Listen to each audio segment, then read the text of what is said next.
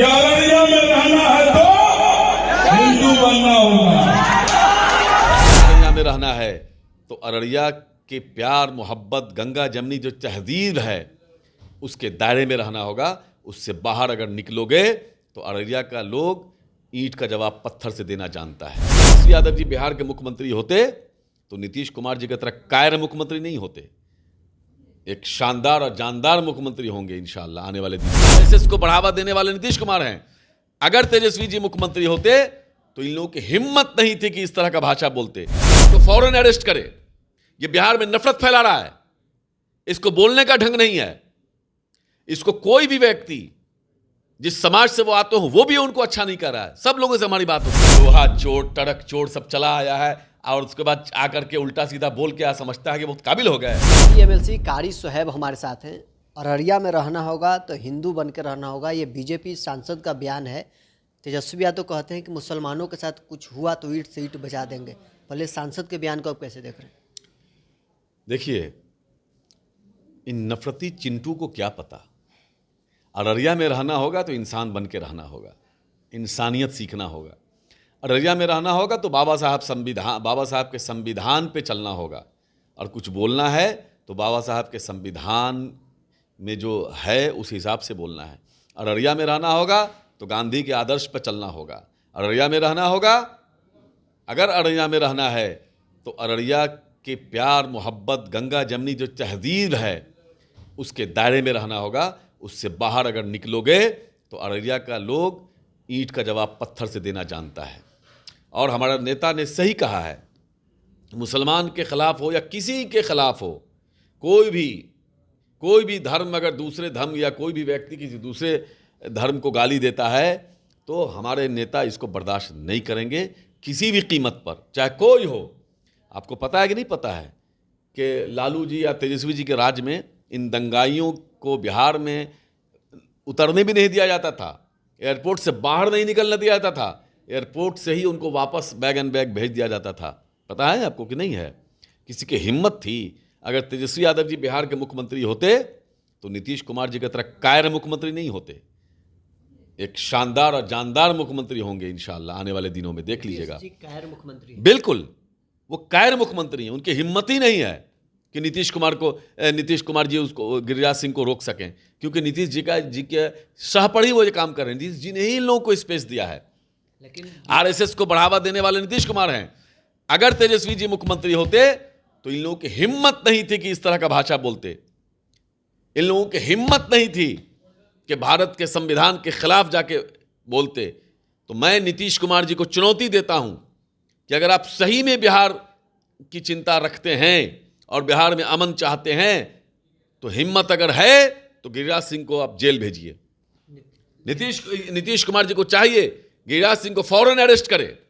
ये बिहार में नफरत फैला रहा है, इसको बोलने का ढंग नहीं है। इसको कोई भी व्यक्ति जिस समाज से वो आते हो वो भी उनको अच्छा नहीं कर रहा है। सब लोगों से हमारी बात होती है। लेकिन कोई भी भारत और बिहार से मोहब्बत रखने वाला, इतना सा भी मोहब्बत उसको होगा, वो कभी नहीं चाहेगा कि हमारे देश में नफरत की बात हो। गिरिराज सिंह के अरेस्टिंग की आप मांग कर रहे हैं। बिहार सरकार के मंत्री हैं नीरज सिंह बबलू, तो आपके नेता पर आरोप लगा रहे हैं कि वो दंगा फैलाना चाहते हैं। अरे दंगाई लोग क्या बोलेगा? ये दंगाई लोग हैं। इन लोग भाजपा के जो लोग हैं ये लोग क्या बोलेगा? इन लोग को बोलने का भी लूड़ है, ढंग है। लोहा चोट टड़क चोट सब चला आया है और उसके बाद आकर के उल्टा सीधा बोल के समझता है कि बहुत काबिल हो गए।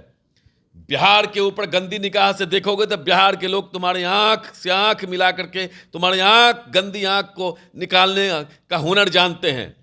तुम्हें गंदी निगाह से बिहार को देखने नहीं देंगे बिहार के लोग।